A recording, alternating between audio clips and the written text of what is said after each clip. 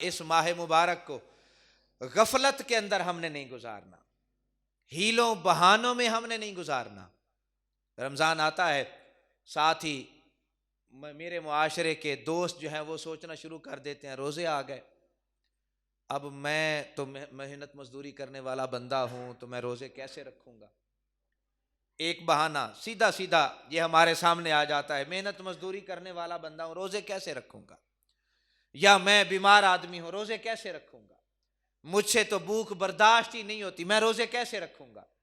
ये वो बहाने हैं जो शैतान बंदे के लिए बनाकर संवार कर और इनको बड़ा खूबसूरत करके ये बंदे के दिमाग में बिठा देता है, बंदे के दिमाग में डाल देता है, और बंदा फिर ये बहाने लेकर जो है वो आगे लोगों में बातें करना शुरू कर देता है, यार मुझसे तो भूख बर्दाश्त ही नहीं होती,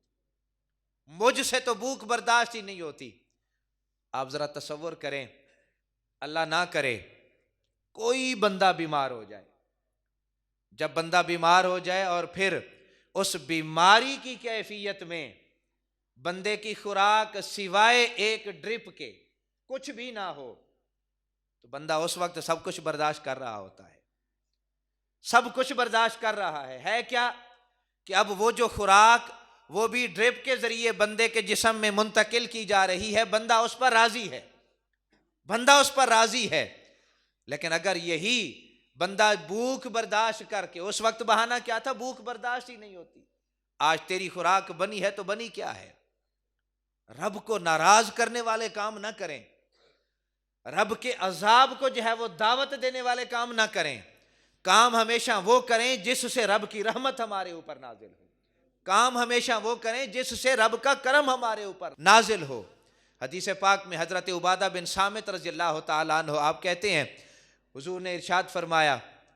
ये मुबारक महीना जब बंदे के ऊपर आता है तो बंदे के ऊपर रब की रहमत और रब की खैर के दरवाजे खुल जाते हैं, और वो बंदा खुश नसीब तरीन लोगों में वो बंदा शामिल है जिसके ऊपर रब की रहमत का दरवाजा खुल जाए,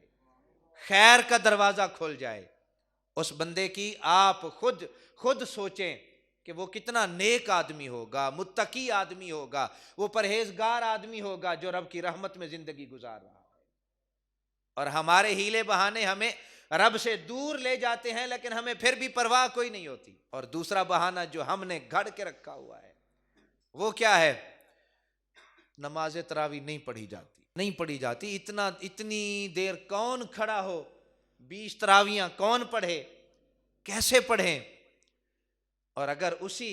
बुजुर्ग को, नौजवान को, अगर आज तो मसला वैसे ही हुकूमत ने खैर बड़ा सौखा कर दिया और ये मसला बड़ी जल्दी समझ आ जाता है, अगर आटे का थैला लेना हो और उसमें लंबी लाइन में बंदे को खड़ा होना पड़े और बंदा कहे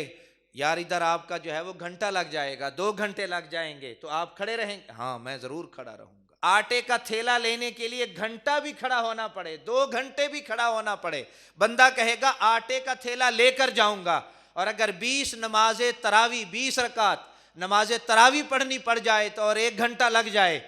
तो बंदा कहेगा नहीं, इसमें अल्लाह के घर में अल्लाह की रजा के लिए नहीं खड़ा हो सकता। और कई दफा देखा है, उन्हीं नौजवानों को देखा है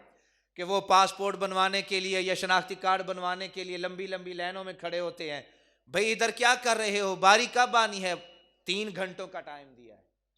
3 घंटे बाद मेरी बारी आनी है, 3 घंटे बाद, तो इधर ही खड़े रहोगे, हाँ इधर ही खड़ा रहूंगा। 3 घंटे वहां खड़े होना मंजूर है,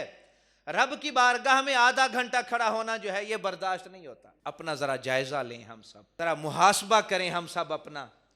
कि हम किस रास्ते पर चल रहे हैं और किस रास्ते के मुसाफिर हम बन गए हैं कि हमें रब के लिए वक़्त निकालना मुश्किल हो गया है, दुनियादारी के लिए वक़्त निकालना हमारे लिए बड़ा आसान है। वक़्त निकालें रब के लिए, रब के जिक्र के लिए, रब की याद के लिए। जब वक़्त हम निकालेंगे ना तो अल्लाह रब्बुल इज़्ज़त हमारे ऊपर खैर के दरवाजे खोल देगा, रहमतों के दरवाजे खोल देगा।